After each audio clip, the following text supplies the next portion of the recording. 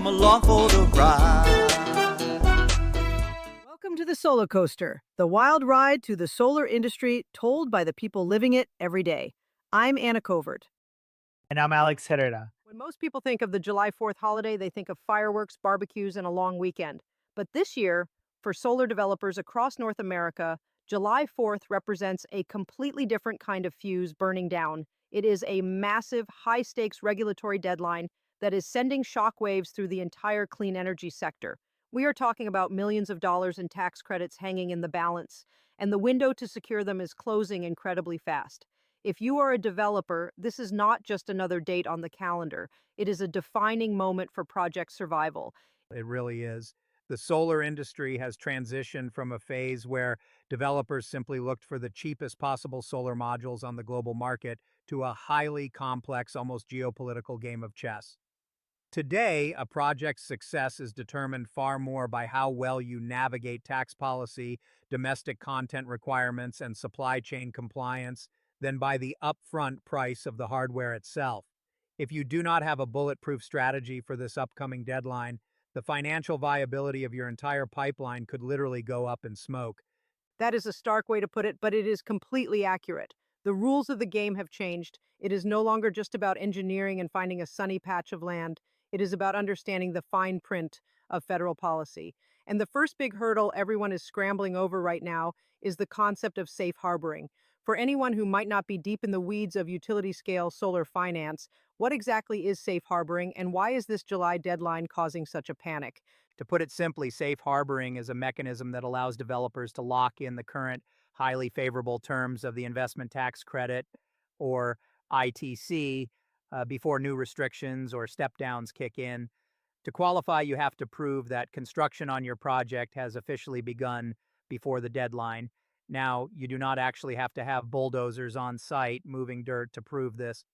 Most developers rely on what is called the 5% safe harbor method. This means you must incur at least 5% of the total expected project cost before the cutoff date.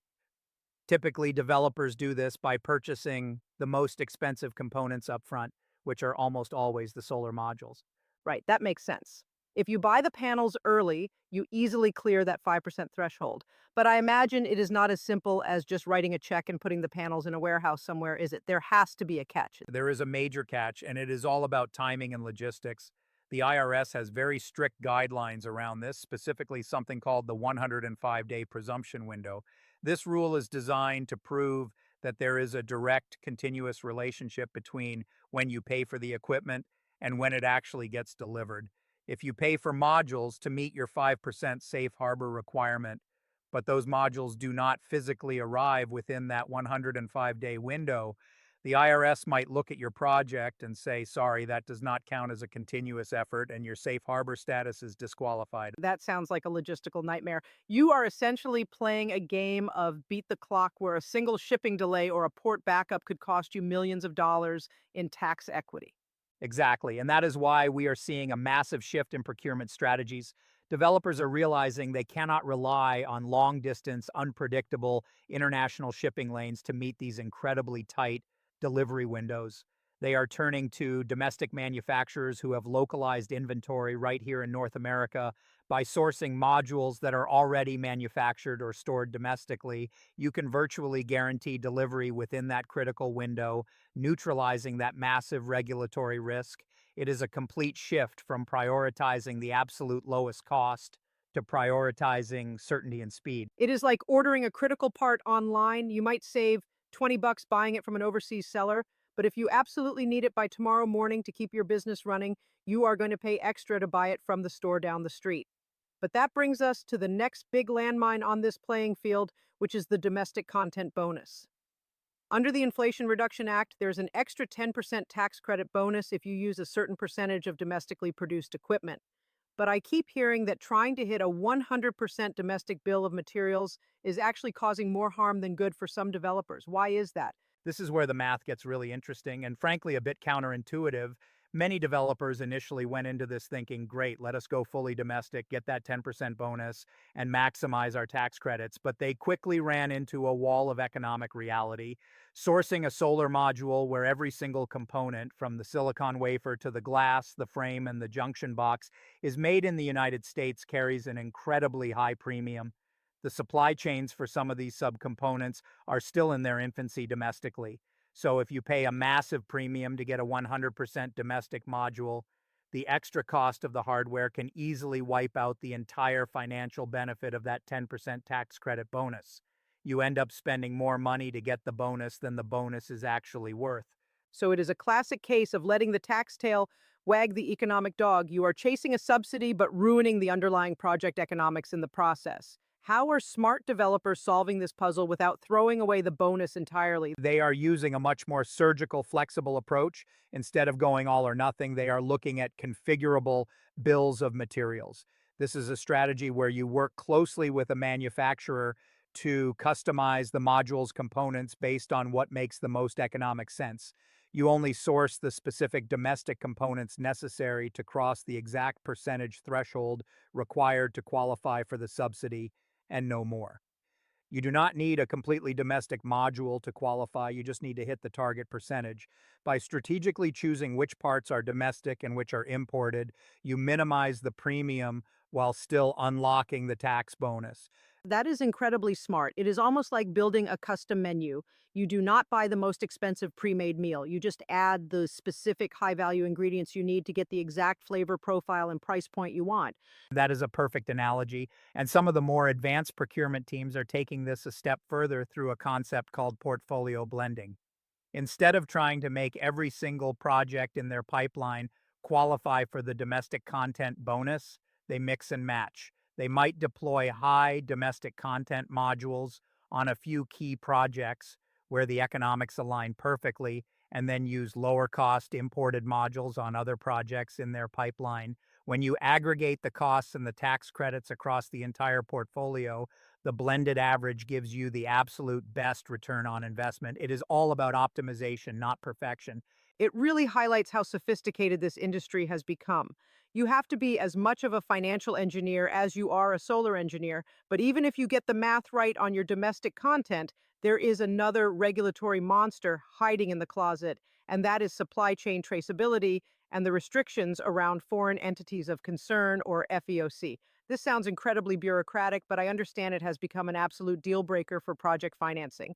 It is absolutely a deal breaker. If a project is found to have components sourced from a foreign entity of concern, the penalties are swift and severe.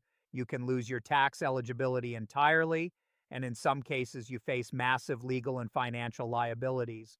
Because of this, banks and tax equity investors, the people who actually write the massive checks to get these utility scale projects built, are terrified of compliance risks. They are demanding absolute ironclad proof of where every single piece of material in a solar module comes from before they will even consider financing a project. But how do you actually prove that? When you think about a solar panel, it is made of raw materials that are mined, refined, and processed across multiple countries before they are finally assembled. How can a developer sitting in an office in Texas trace a piece of silicon back to its origin? It is incredibly difficult, and it has forced a massive wave of transparency across the manufacturing sector. Developers can no longer just take a supplier's word for it. They are requiring independent third-party audits and legally vetted documentation that traces the entire custody chain of the materials.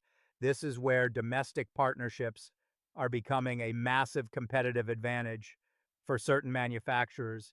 If a manufacturer is sourcing their solar cells from a domestic partner and getting their ingots and wafers from established, transparent North American or allied nation suppliers, the paper trail is incredibly clean. It is much easier to prove compliance when your supply chain is short, localized, and transparent, rather than winding through multiple opaque international markets. It seems like we are seeing the end of the era of anonymous solar. In the past, a solar panel was almost treated like a commodity, just a blue rectangle that generates electricity, and you bought the cheapest one available. Now, every single panel needs a passport, a family tree, and a clean bill of health from an auditor. That is exactly right. The passport analogy is spot on, and this shift is creating a real division in the market. Manufacturers who can provide that level of traceability are seeing massive demand, while those who rely on opaque, risky supply chains are finding themselves locked out of major projects because developers simply cannot get those projects financed. The cost of a compliance failure is just too high. Let us talk about the worst case scenario. What happens to the developers who do not make it? The clock strikes midnight on July 4th, the safe harbor window slams shut, and they did not manage to secure their equipment or meet that 5% threshold. Is that the end of the road for those projects? Do they just pack up and go home? It is definitely not the end of the road, but the path forward becomes infinitely more difficult and much less forgiving. If you miss that safe harbor window, your margin for error essentially shrinks to zero. You are suddenly fully exposed to any future trade actions, tariff increases, or policy shifts that might happen between now and when your project actually goes online. Now, you lose that protective shield that the safe harbor status provides. So, how do you survive in that post deadline environment? If you are a developer who missed the window, what is your play? Your priority immediately shifts to aggressive risk mitigation. You have to look at long-term supply agreements with trusted manufacturers to protect yourself against future price volatility and tariff risks. You also have to become even more creative with your domestic content configurations to claw back whatever incentives you can to keep the asset bankable. It really drives home a fundamental truth in the solar industry right now. The most economical project is not necessarily the one with the lowest theoretical cost on paper. The most economical project is the one that actually gets built, successfully navigates the regulatory hurdles, and achieves commercial operation. A cheap project that gets stuck in legal limbo or loses its financing because of a compliance issue is ultimately worth zero. That is a powerful lesson. It really makes you think about the broader, almost philosophical shift happening here. We are watching a massive transition in how we think about clean energy. For a long time, the narrative was all about driving down the cost of solar as fast as possible to compete with fossil fuels. And we did that successfully.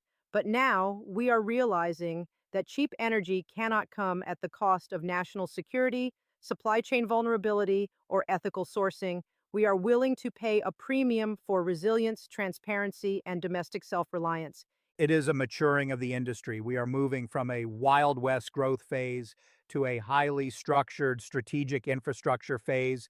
These policy landmines, as painful as they are for developers to navigate in the short term, are actually the catalyst for building a much more robust, stable, and secure clean energy grid for the long term. It is forcing the creation of a domestic manufacturing base that can withstand global shocks, which is ultimately what we need if we are going to rely on solar for a major portion of our electricity. It is a fascinating moment to watch. The intersection of finance, geopolitics, technology, and climate policy is playing out in real time on these project balance sheets. It makes you realize that every solar farm you see driving down the highway is not just a collection of glass and metal. It is the physical manifestation of hundreds of pages of tax law, intense international negotiations, and a massive race against the clock. It really is.